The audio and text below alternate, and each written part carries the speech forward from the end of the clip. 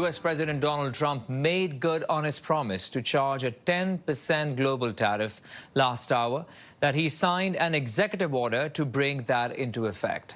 Trump posting on Truth Social to say, "It is my great honor to have just signed from the Oval Office a global 10% tariff on all countries, which will be effective almost immediately. Thank you for your attention to this matter, President Donald J. Trump." Now, this comes after U.S. Supreme Court ruled that Donald Trump did not have the power to impose sweeping tariffs under the International Emergency Economic Powers Act, also known as IEEPA. The Supreme Court's ruling on tariffs is deeply disappointing, and I'm ashamed of certain members of the court, absolutely ashamed. I understand the court. I understand how they're very easily swayed. I want to be a good boy. I am allowed to cut off any and all trade or business with that same country. In other words, I can destroy the trade. I can destroy the country. Let's now bring in Diamond Isinger, former special advisor on Canada-U.S. relations under Justin Trudeau. Diamond, good evening and thanks for your time. Thank you for having me. First, let's just start with the ruling itself. What do you think it means for Canada as we try and sort out this trade war with the United States?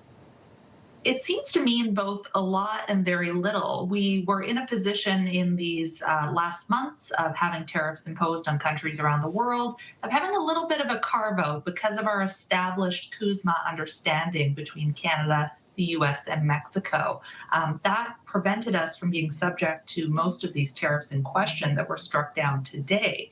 However, we'll continue to face in the time ahead these sectoral tariffs that are separately imposed using other authorities by the United States on specific industries and outputs from Canada.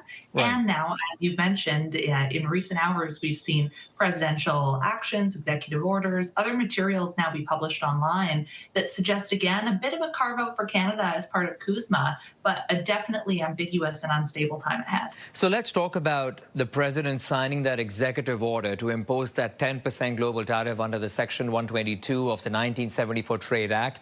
You believe that this is like a blanket replacement of IEEPA as per Canadian goods, while most of the goods, as we understand, remain protected under CUSMA, but the impact of what he has done with that signing, the impact of that on the rest of the goods?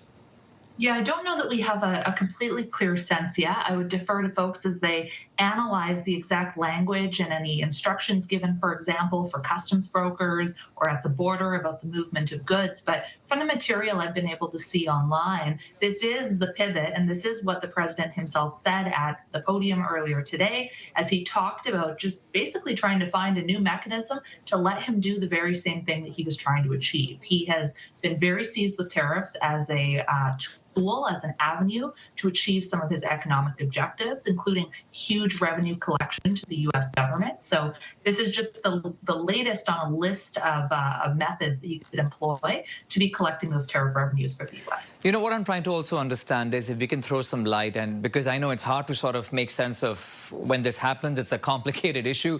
But at the moment, some sectors like you were mentioning, whether it's aluminum, steel, lumber, copper, they all have a certain amount of tax, varying between, I think, 35 to 50%.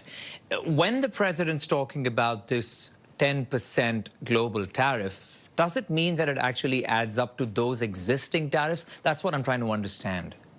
Yeah, that part remains unclear as of now. I haven't seen any analysis from, for example, those industry associations speaking to what they think the impacts on their specific products will be. Frankly, I don't know if the U.S. government has even yet done that calculus of how they hope that these intersecting tariffs layer on top of each other. That's been something very ambiguous in this past year, where at different points the president or his team have announced tariffs, and it's not clear if those are cumulative, adding up to a larger number, or if the largest of that number applies, for example. So I think those pieces will be clarified in the days ahead. But I think the key takeaway here is he's trying to use whatever tools in his toolbox in order to continue collecting this tariff revenue. And the timing couldn't be more challenging as he goes into his State of the Union address on Tuesday, where he was intending to lay out a clear vision for tariffs, economic policy, and so much more.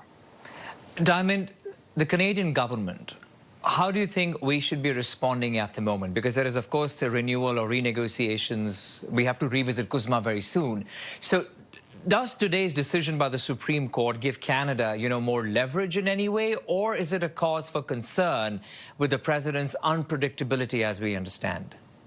Yeah, the unpredictability, we can't ignore that. Even as these announcements are being made today, who's to say that that information could change in the weeks and months ahead? We are amidst this CUSMA review process where we have a deadline or a date set of July 1st of 2026 to come to an understanding of a reviewed agreement, whether that means that we are continuing the agreement, adapting it, or scrapping it altogether. And so again, some of the protections afforded through that agreement for us right now may or may not remain in place beyond that date, depending on where we're at in talks. So for the Canadian government, the importance is to keep those lines of communication open, those conversations with American counterparts and interlocutors, but also simultaneously, as we've seen Prime Minister Carney do, as we've seen Minister LeBlanc do in Mexico in recent days on his large trade mission, we need to be having conversations with other partners around the world to reduce our reliance on this one relationship, both in reality, the actual economic impact of being able to secure